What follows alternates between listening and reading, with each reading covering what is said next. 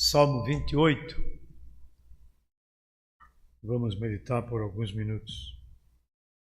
Salmo 28. A ti clamo, ó Senhor, rocha minha, não sejas surdo para comigo, para que não suceda, se te calares acerca de mim, seja eu semelhante aos que descem à cova. Ouve minhas vozes súplices, quando a ti clamo por socorro, quando erguer as mãos para o teu santuário. Não me arraste com os ímpios, com os que praticam a iniquidade, os quais falam de paz ao seu próximo, porém, no coração tem perversidade. Paga-lhes segundo as suas obras, segundo a malícia dos seus atos. Dá-lhes conforme a obra de suas mãos, retribui-lhes o que merecem. E visto que não atentam para os feitos do Senhor, nem para o que as suas mãos fazem, ele os derribará e não os reedificará. Bendito seja o Senhor, porque me ouviu as vozes súplices. O Senhor é a minha força e o meu escudo. Nele o meu coração confia, nele fui socorrido, por isso meu coração exulta, e com o meu cântico o louvarei. O Senhor é a força do seu povo, o refúgio salvador do seu ungido. Salva o teu povo e abençoa a tua herança. Apacenta-o e exalta-o para sempre. Meus irmãos, Davi escreveu este salmo. Nós vamos dividi-lo em 4 partes. A primeira parte é o que está nos versículos 1 e 2. É uma invocação. Ele clama a Deus, pois só Deus ouve os seus pedidos. E nós, à semelhança dele, podemos clamar também. Agora, Deus só ouve os nossos pedidos quando eles não vêm expressar a nossa vaidade. É isso que a Bíblia diz no Salmo 66, 18. A Bíblia diz: se no coração eu contemplara a vaidade, o Senhor não me teria ouvido. Então é uma grande lição quando nós olhamos este texto por este lado. Ele clama a Deus, versículos 1 e 2, principalmente o versículo 1, clama a Deus, porque Deus sempre ouve. Mas Deus não ouve quando a nossa oração vem alimentar a nossa vaidade. É o que o salmista, no Salmo 66, 18, também diz: se no coração eu contemplara a vaidade, o Senhor não me teria ouvido.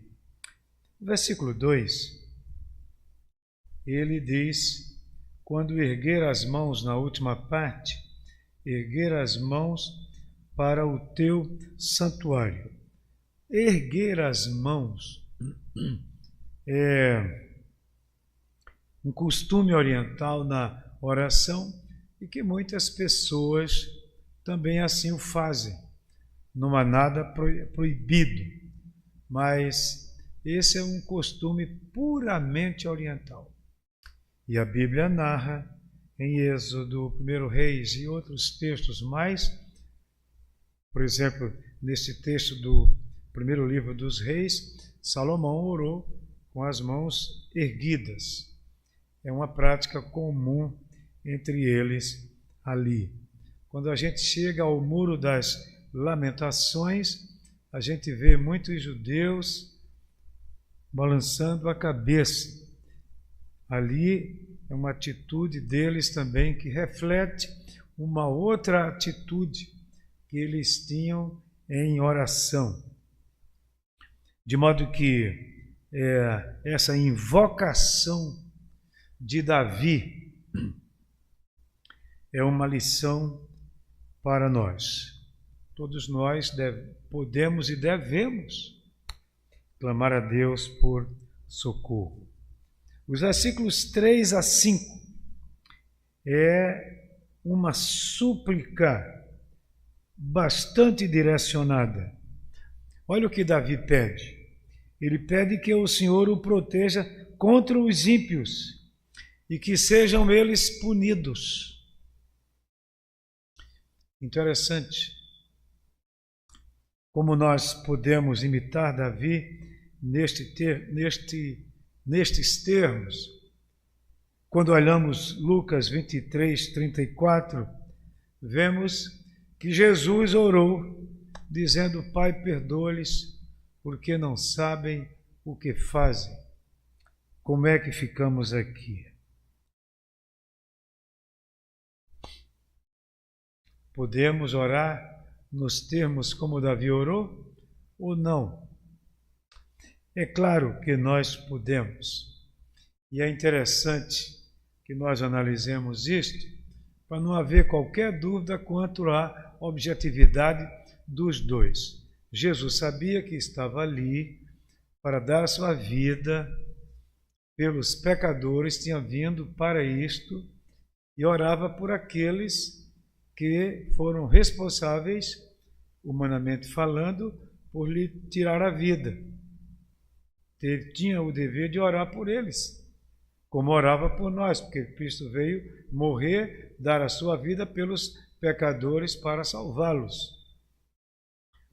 A situação de Davi era outra. Ele estava orando contra aqueles que se insurgiam contra o povo de Deus, querendo destruí-los. Ora, uma coisa é Jesus Cristo, que veio para morrer, mas não era o caso ali dos ímpios, dos incircuncisos ali, quererem destruir o povo de Deus. Não era o caso. Davi pede que Deus não permita isso e que Deus seja o juiz, suscitando força contra aqueles inimigos. Davi estava certo, cada coisa no seu devido lugar. Agora, as lições ficam sim, e a atitude do Senhor Jesus deve ser a nossa atitude. Por quê? Porque Deus é o juiz, diz a Bíblia, a um abate e a outro exalta. Ele sabe o que fazer. E ninguém mais do que Deus conhece essas coisas todas. Terceira coisa que nós temos aqui, versículos 6 e 7,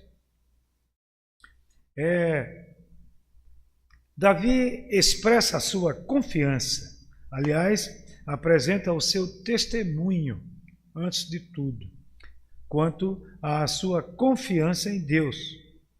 Por quê? Porque Deus o socorreu. Essa imagem aqui é muito interessante, porque ele tinha um testemunho para dar. E os crentes devem ter, sim, um testemunho sempre firme para dar a respeito das muitas bênçãos do Senhor em suas vidas. Tanto é que nesses versículos nós vemos a confiança em Deus, o socorro de Deus e a alegria com ações de graças.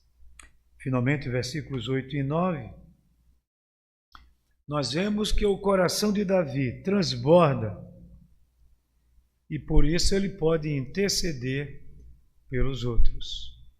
Deus ouviu a minha oração é um testemunho que eu posso dar para aqueles que estão precisando também. Deus não tem filhos preferidos. Ele ama a todos os seus filhos igualmente. E aí, todos nós podemos chegar diante dele na certeza de que ele nos ouve. Então, vemos que as petições são breves. Salvação, bênção, Deus apacentando o seu povo e Deus exaltando o seu povo. Davi dá testemunho disto, e isto é um modelo de oração que podemos, entre muitos outros, usar também. Deus é o mesmo e nós somos seus filhos. Mas uma coisa é interessante: devemos pedir a Deus e devemos agradecer a Deus. Que Ele nos abençoe. Amém.